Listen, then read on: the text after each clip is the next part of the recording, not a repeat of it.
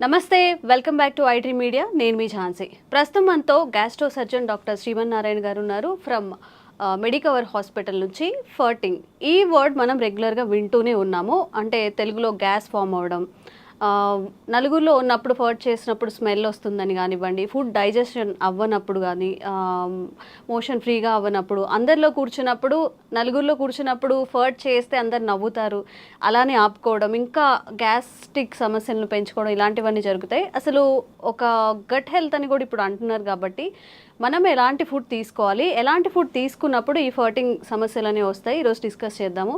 నమస్తే sir. Sir, జనరల్గా ఒక క్వశ్చన్ తీసుకోవడానికి కూడా అంటే ఇబ్బందిగా ఫీల్ అవుతూ ఉంటాము, తెలుగులో కానీ ఇంగ్లీష్లో కానీ. మరి నలుగురిలో ఉన్నప్పుడు ఇట్లా బాంబులు వేస్తున్నారు అంటారు, కొంతమంది సౌండ్తో చేస్తుంటారు, కొంతమంది సైలెంట్గా పబ్లిక్లో ఉన్నప్పుడు బాధపడుతూ ఉంటారు. ప్రధాన కారణం ఏంటి ఈ గ్యాస్ట్రిక్ ఫామ్ అవ్వడానికి, ఇలా బ్యాడ్ స్మెల్తో ఇట్లా ఫర్ట్ చేయడానికి? యాక్చువల్లీ అండి, మన హ్యూమన్ బీయింగ్స్లో ఉన్న మెయిన్ ప్రాబ్లం ఏంటంటే మనం జనరల్గా చేయాల్సిన దాన్ని కూడా అబ్నార్మల్గా ఫీల్ అవుతాం అనమాట.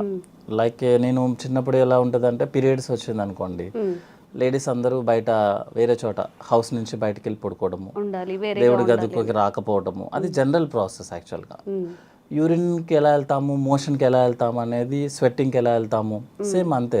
పీరియడ్స్ కూడా వెళ్ళటం అనేది కామన్. అట్లాగే ఈ ఫార్టింగ్ ఏంటి అంటే, మీరు సర్జరీ అయిపోయిన తర్వాత, సపోజ్ నేను గ్యాస్ట్రో సర్జన్, సర్జరీ అయిపోయిన తర్వాత నేను పేషెంట్ని అడిగే ఫస్ట్ క్వశ్చనే, బాబు కింద నుంచి గ్యాస్ పోతుందా అంటే. అంత ఇంపార్టెంట్ యాక్చువల్గా. కానీ అదే గ్యాస్ మనం అందరూ పబ్లిక్లో ఉన్నప్పుడు అయితే కింద నుంచి పాస్ చేస్తే, మనం పాస్ చేయడానికి ఇబ్బంది పడతాము, మనం ఏదో పెద్ద తప్పు చేసేసినట్టు ఎదుటిన్న అతను కూడా నవ్వడం మొదలు పెడతారు. ప్రాబ్లం ఏంటంటే, ఎదుటిన్నాడు నవ్వటం మొదలు పెట్టినప్పుడే మనం షైగా ఫీల్ అవుతాం. యాక్చువల్గా that is the general process. మీరు నోట్లోంచి, మీరు ముక్కులోంచి గాలి తీసుకుంటున్నారు కదా, ఎక్కడికి పోవాలి? అది కింద నుంచే రావాలి కదా, ఎక్కడికి పోతుంది అది? సేమ్ అదే కాన్సెప్ట్ కదా. సో అంత కామన్ దాన్ని మనం చాలా అబ్నార్మల్గా చేసి, ప్రాబ్లం ఎక్కడ వస్తుంది అంటే, సపోజ్ ఆయన కంప్లీట్గా గ్యాస్ పాస్ చేయలేదు అనుకోండి, ఆ గ్యాస్ మొత్తం లోపల అక్యుములేట్ అయిపోతుంది. అక్యుములేట్ అయిపోయి పెథలాజికల్ బ్యాక్టీరియాస్ రైజ్ అవుతాయి. దాన్నే పాష్ వర్డ్ ఈజ్ గట్ హెల్త్ అనమాట.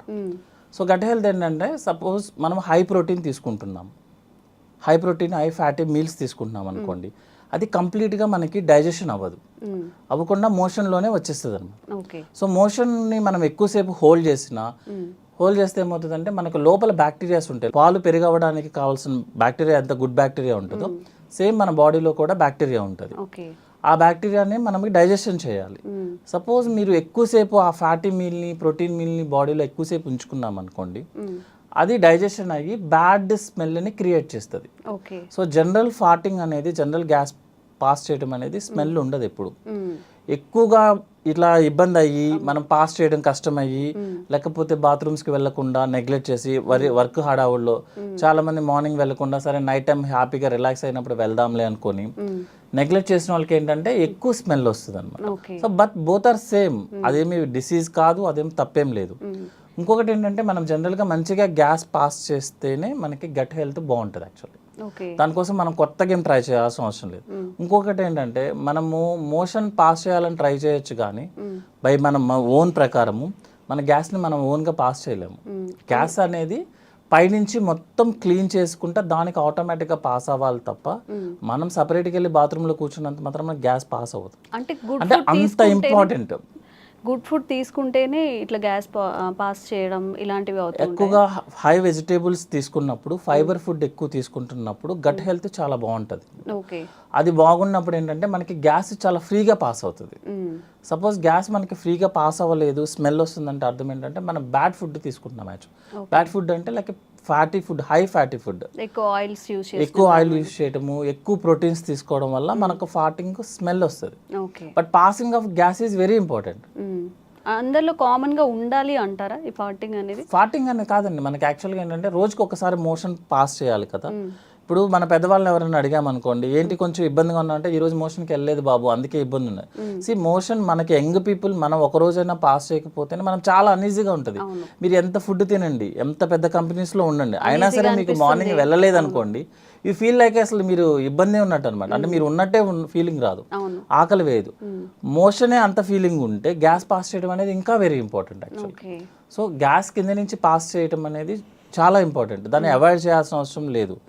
ఇంకోటి ఏంటంటే మనం ఎవరి కోసమో మన యూరిన్ పాస్ చేయడం ఆపేసిన, గ్యాస్ పాస్ చేయడం ఆపేసిన, ఇట్ విల్ బ్లాక్ అయినప్పుడు మన పేగంతా ఉబ్బిపోతుంది లోపల. ఓకే. సో నెక్స్ట్ ఏంటంటే మూమెంట్ అనేది పైనుంచి కిందకు ఉండాలి. మీరు గ్యాస్ కింద నుంచి వస్తుంది, మీరు ఆపేశారు, గ్యాస్ కింద నుంచి పైకి తంతుంది. Okay. So movement will be become abnormal అయిపోతుంది అనమాట. సో అది గ్యాస్ట్రిక్ సమస్యలు వస్తాయి దాని వల్ల కూడా. ఫ్యూచర్లో ఏమవుతుంది అంటే మన పెద్ద పేగ అంతా ఉబ్బిపోతూ ఉంటుంది అనమాట గ్యాస్తో, దాని మూమెంట్స్ ఆగిపోతాయి అనమాట. ఓకే. సో గ్యాస్ పాస్ చేయడం అనేది వెరీ నార్మల్, అది పాస్ చేయాలి కూడా యాక్చువల్లీ. సార్ జనరల్గా ఏదైనా ఒక ఇష్యూ తీసుకున్నప్పుడు అస్సలు మోషన్ ఫ్రీగా అవ్వకపోవడం, ఫర్టింగ్ రాకపోవడం అది కూడా డేంజరస్. అండ్ అలాగే ఎక్కువగా ఫర్ట్ చేస్తూ ఉంటారు. ఇప్పుడు మీరు అన్నట్టు సరే షై లేకుండా పెద్దవాళ్ళు ఉంటారు, ఒక 50+ లేకపోతే 45+ ఉన్నప్పుడు ఎక్కువగా ఫర్ట్ చేస్తున్నా లేకపోతే ఎక్కువగా మోషన్కి వెళ్తున్నా, ఇది కూడా ఏదైనా సిండ్రోమ్ కిందకి మారే అవకాశం ఉంటుంది? జనరల్గా ఎక్కువగా ఫర్టింగ్ చేస్తున్నారు అంటే అర్థం ఏంటంటే వాళ్ళ ఫుడ్ తీసుకునేది అన్డైజెస్టెడ్ ఫుడ్ మెటీరియల్ ఎక్కువ తీసుకున్నట్లు లెక్క. ఓకే. లైక్ కార్బోహైడ్రేట్ డ్రింక్స్ తీసుకోవడం కానీ, లేకపోతే మన protein high protein non vegetarian ఎక్కువ తీసుకోవడం కానీ, ఆయిలీ ఫుడ్ ఎక్కువ తీసుకోవడం కానీ, వెజిటేబుల్స్ తగ్గించుకోవడం కానీ జరిగితే ఏమవుతుందంటే మనకి లోపల మోషన్ బ్లాక్ అయి ఉంటుంది అనమాట. మనం ఈరోజు తిన్నాం అనుకోండి ఒక ఫుడ్ ఐటమ్ ఏదన్నా, అది 3-4 డేస్ వరకు మోషన్లో పాస్ అవుతూనే ఉంటుంది. ఓకే. మన మోషన్ మూమెంట్ ఎట్లా అంటే అండి 1 మీటర్ ముందుకు వెళ్తుంది, 1/2 మీటర్ వెనక్కి వస్తుంది యాక్చువల్గా లోపల బాడీ లోపల. సో ఈజీగా చెప్పడానికి చెప్తున్నాను అనమాట. 1 మీటర్ ముందుకు తోస్తే మోషన్ 1/2 మీటర్ వెనక్కి వెళ్తుంది. అంటే మోషన్ అనేది లోపల సర్క్యులేట్ అవుతూనే ఉంటుంది. సో మంచి ఫుడ్ తీసుకోకపోతే, లైక్ బ్యాలెన్స్డ్ డైట్ అంటాం, అంటే హై ఫైబర్స్ తీసుకోకపోతే, వాటర్ తాగకపోతే, ప్రోటీన్ ఎక్కువ తీసుకున్నా, ఆయిల్ ఎక్కువ తీసుకున్నా మోషన్ మూమెంట్ ఉండదు. ఆ మోషన్ మూమెంట్ ఉండకపోవడం వల్ల లోపల ఉన్న బ్యాక్టీరియా మోషన్ని మెటబలైజ్ చేస్తుంది, చేసి గ్యాస్ని రిలీజ్ చేస్తుంది, ఎక్కువ రిలీజ్ చేస్తుంది. దానివల్ల ఎక్కువ ఫార్టింగ్ చేస్తున్నాడు తను. అంతేగాని అది హెల్దీ అంటారా, అది అన్హెల్దీయేనా? అది అన్హెల్దీ అండి. ఎక్కువ ఫార్టింగ్ చేయడం అనేది అన్హెల్దీ. ఓకే. రెగ్యులర్గా ఫార్టింగ్ చేయడం అనేది నార్మల్, హెల్దీ, వెరీ హెల్దీ. ఎందుకు ఎక్కువ సార్లు ఎందుకు పాస్ చేస్తున్నాడు అంటే this is the reason, motion లోపల బ్లాక్ ఎక్కువ అయిపోతుంది దానికి. తను చెప్తాడు లేదు నేను రోజు మోషన్కి వెళ్తానని చెప్తాడు యాక్చువల్గా. అంటే మోషన్ ఎంత వెళ్తున్నారు అనేది ఎవరు చెప్పలేరు యాక్చువల్గా, ఎవరు చూసుకోకూడదు. మొత్తం క్లీన్ అవ్వట్లేదు యాక్చువల్గా. అంటే ఉండాల్సిన మోషన్ అంతా క్లీన్ అవ్వట్లేదు లోపలికి, అందువల్ల గ్యాస్ ఎక్కువ పాస్ చేస్తున్నాడు, స్మెల్ కూడా వస్తుంది అనమాట. అండ్ ఒక్కొక్కరిలో అసలు ఫర్టింగ్ ఏ ఉండదు అండ్ రెగ్యులర్గా మోషన్కి వెళ్తూ ఉంటామని చెప్తున్నారు. మీరేమో డైలీ ఫర్ట్ చేస్తేనే, అంటే రెగ్యులర్గా ఫర్ట్ చేసేది హెల్దీ అని చెప్తున్నారు. మరి ఇట్లా అస్సలు ఫర్టింగ్ రాకుండా అలా కూడా? యాక్చువల్గా మేడం ఫర్టింగ్ చేయటం అనేది మన చేతుల్లో ఉండదు. ఫుడ్ అంటారా? కాదు. అంటే ఇక్కడ ఏంటంటే కింద నుంచి గ్యాస్ పోవడం అనేది మన చేతుల్లో ఉండదు.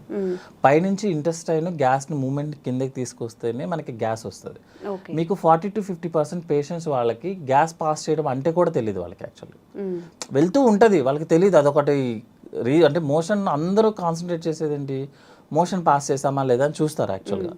సో మనం పేషెంట్స్ వాళ్ళని క్లియర్గా అడిగామనుకోండి, ఏమన్నా మీరు కింద నుంచి గ్యాస్ పాస్ చేస్తున్నారు అనుకుని షై ఫీలింగ్తో కూడా లేదండి మాకు అలాంటివి తెలియదండి అని అంటారు. యాక్చువల్గా గ్యాస్ పాస్ అవుతూనే ఉంటుంది, అది మనం నోటీస్ చేయమంతే. ఎప్పుడు నోటీస్ చేస్తామంటే స్మెల్ వచ్చినప్పుడు, సౌండ్ వచ్చినప్పుడు యాక్చువల్గా మనం నోటీస్ చేసేది. స్మెల్ ఎక్కువ వచ్చినా, సౌండ్ ఎక్కువ వచ్చినా, ఇంకొకటి చెప్పమంటారా, మోషన్ స్మెల్ ఎక్కువ వచ్చినా కూడా ప్రాబ్లం యాక్చువల్గా. జనరల్గా చూసుకుంటే 70-80% వాళ్ళకి మోషన్ అంత స్మెల్ రాదు. కొంతమందికి మరీ చాలా ఎక్కువ స్మెల్ వస్తుంది. అర్థం ఏంటంటే లోపల మోషన్ స్టక్ అవుతుంది. అంటే రెగ్యులర్గా పాస్ అవ్వాల్సిన మోషన్ పాస్ అవ్వట్లేదు అని అర్థం. 2-3 days అలా ఉండిపోవడం వల్ల ఎక్కువ స్మెల్ వస్తుంది అనమాట. సో గ్యాస్ పాస్ చేయడం అనేది హెల్దీ, కానీ ఎక్కువ ఫార్ట్ చేయడం అనేది, ఎక్కువ స్మెల్ రావడం అనేది అన్హెల్దీ. అంటే మోషన్ బ్లాక్ అవుతుంది, అంతకుమించి వేరే ప్రాబ్లం ఏం కాదు. ఓకే. అండ్ యావరేజ్గా పర్ డేకి ఎన్నిసార్లు మోషన్కి వెళ్తే మంచిది? కొంతమంది పదే తిన్న వెంటనే ఇమీడియట్గా టిఫిన్ చేసినా, అసలు ఏమైనా తిన్నా కానీ వెంటనే మోషన్కి వెళ్ళిపోతూ ఉంటారు. ఇది కరెక్టే అంటారు? ఇది మంచిదేనా? అసలు పర్ డేకి ఎన్నిసార్లు మోషన్ అయితే మంచిది అంటారు? జనరల్గా అండి మా దాంట్లో ఫార్ములా టైప్లో ఉంటాయి అనమాట. యాక్చువల్ డెఫినేషన్ ఆఫ్ కాన్స్టిపేషన్ అన్న వర్డ్ యూజ్ చేస్తే రోజుకి ఒకసారి లేకపోతే మినిమం 2 daysకి ఒకసారి, దట్ ఈస్ నార్మల్. ఓకే. అంటే వారంలో 3 times మోషన్ పాస్ చేయడం అనేది నార్మల్. ఒక్కసారి అలా కాకుండా కొంతమంది పేషెంట్స్ ఏంటంటే మోర్ దాన్ 2 days కనుక టైం తీసుకున్నా, లేకపోతే మోషన్ పాస్ చేయడానికి మోర్ దాన్ 5 minutes టైం తీసుకున్నా, దట్ ఈస్ కాన్స్టిపేషన్. అంతే తప్పించి రోజు వెళ్ళాల్సిన అవసరం లేదు. ఎవ్రీ ఆల్టర్నేట్ డే వెళ్ళినా దట్ ఈస్ నార్మల్. నార్మల్గా మనం రెగ్యులర్గా చూసుకునే లెక్క అయితే. అట్లా కాకుండా ఎక్కువ సార్లు వెళ్తున్నాడు ఒక పేషెంట్, అతన్ని మనం హిస్టరీ అడగడం ఇంపార్టెంట్ అనమాట యాక్చువల్లీ. అంటే కొంతమందికి హ్యాబిట్ ఉంటుంది, జస్ట్ వెళ్ళి కూర్చుంటారు, ఏమి ఉండదు అనమాట. పర్సనల్ వర్క్ కోసమో ఫోన్ మాట్లాడుకోవడానికో వెళ్ళేసి కూర్చుంటారు, ఏం చేయరు అన్నట్టు. కొంతమంది డిసీజ్ ప్రాబ్లం ఉన్న వాళ్ళు ఏంటంటే IBS అంటాము, ఇరిటబుల్ బవల్ సిండ్రోమ్. వాళ్ళు ఏం చేస్తారంటే అన్నం ప్లేట్ తినంగానే ప్లేట్ అక్కడ పడేసి పరిగెత్తుతారు. చాలా మందిని చూస్తాం. అదేంటంటే మీకు చిన్నప్పుడు గుర్తుంటే పిల్లలకి పాలు పట్టంగానే మోషన్ పాస్ చేస్తారు, దాన్ని గ్యాస్ట్రోకోలిక్ రిఫ్లెక్స్ అంటారు యాక్చువల్ అనమాట. సో ఆ రిఫ్లెక్స్ మనం స్ట్రెస్లో ఉన్నా, ఎక్కువ వర్క్ టెన్షన్లో ఉన్నా, లేకపోతే సైకాట్రీ ప్రాబ్లమ్స్ ఉన్నా, ఎక్కువ వర్క్ స్ట్రెస్ అనమాట యాక్చువల్గా. ఇస్ వైట్ కాలర్ ఎంప్లాయీస్ ఉంటారు కదా, కనిపించిన స్ట్రెస్ ఉంటుంది, బయటికి సూటుబుట్టు ఉంటాము బట్ మైండ్ అంతా స్ట్రెస్లోనే ఉంటారు, వాళ్ళకి ఎక్కువ వస్తుంది అనమాట. వాళ్ళు ఏంటంటే ఫిజికల్ యాక్టివిటీ తక్కువ, బ్రెయిన్ యాక్టివిటీ ఎక్కువ. సో ఏమవుతుందంటే బ్రెయిన్ యాక్టివ్గా ఉన్నప్పుడు మీరు ఫుడ్ తినగానే అప్లోడ్ చేస్తున్నాము, డౌన్లోడ్ చేయాల్సిందే. సో ప్లేట్ అక్కడ పెట్టేసి పరిగెత్తుతారు, వెళ్ళేసి ఎంటీ చేసి మళ్ళీ బాత్రూమ్కి మళ్ళీ 10 minutesలో పరిగెత్తుతారు. అది IBS ప్రాబ్లం యాక్చువల్గా. ఇంకోటి ఏంటంటే వాళ్ళకి కోలికి పెయిన్ ఉంటుంది, అంటే స్టమక్లో నొప్పి ఉంటుంది యాక్చువల్గా. ఆ నొప్పి వెళ్ళి ఎంటీ చేస్తేనే నొప్పి తగ్గుతుంది. అదేంటంటే it's a mental problem type madam, physical activity లేకపోవడం వల్ల జరిగే ప్రాబ్లం ఇదంతా అనమాట. దాన్ని IBS అంటాము. యాక్చువల్గా జనరల్గా IBSకి ఏం ట్రీట్మెంట్ అంటే రీజన్ ఏంటి, స్ట్రెస్. అది తగ్గించుకుంటే ఆటోమేటిక్గా IBS తగ్గుతుంది. అది తగ్గకపోతే మీరు ఎన్ని మెడిసిన్స్ వాడండి, ఎన్ని కొలనోస్కోపీలు చేయించుకోండి, మీరు ఏమైనా చేయండి, సైకాట్రిస్ట్ దగ్గరికి వెళ్ళి ఎంత ఖర్చు పెట్టండి, మీకు ఆ ప్రాబ్లం తగ్గదు. ఎందుకంటే ప్రాబ్లం వచ్చింది దేనివల్ల, మెంటల్ యాక్టివిటీ, స్ట్రెస్ ఎక్కువ అవడం వల్ల. మీరు అది తగ్గించుకోకపోతే ఈ ప్రాబ్లం తగ్గదు. మీరు చాలా మంది చెప్తారు ఇన్ని కొలనోస్కోపీలు చేసాం సార్ ఏమీ కనిపించలేదంటే, ఏమీ కనిపించదు. దానివల్ల